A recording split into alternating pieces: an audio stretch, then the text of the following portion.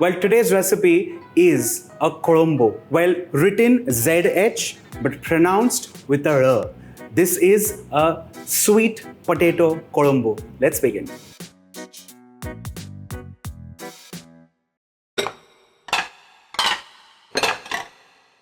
Well, kolombo is typically from the south of India. Literally translates to countless. Well, misconception has it that most kolombos use a paroppu, which is a lentil or a dal, but keeping all that misconception aside, there are various versions, literally countless versions, some made with tamarind water, some made with buttermilk, some of course made with lentils.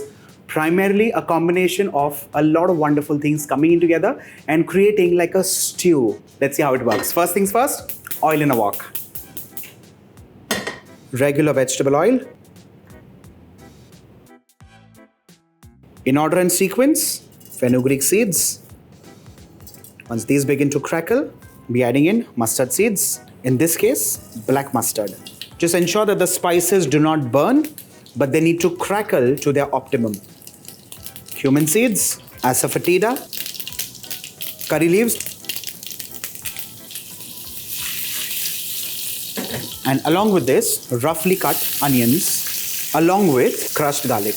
Well, I prefer using garlic with its skin on. Let's begin to stir. And once the onions just kind of begin to saute, I'll be adding in the tomato juice. It's basically a couple of tomatoes that go in the mixer with water. Let's add this in, along with some flavoring spices, in this case, coriander powder, red chili powder, depending on the spice and the color that you're looking at. For that sweet quotient, I'm going to add in jaggery. Well, jaggery could be yellow or black, depending on the variety that you can lay your hands on. Let's give this a quick stir and allow this to roll boil on high flame. Before that, let's season this with salt, adding in our washed, peeled and diced sweet potatoes. And finally, last but not the least, tamarind. Of course, tamarind has been reserved in cold water for a couple of minutes.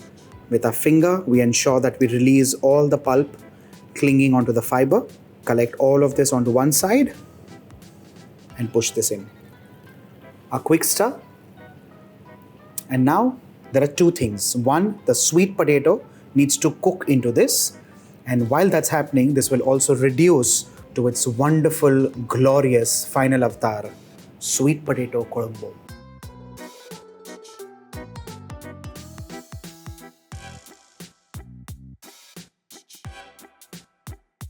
With this now, our sweet potato is cooked and ready. That's the sign that the kolombo is also done and ready.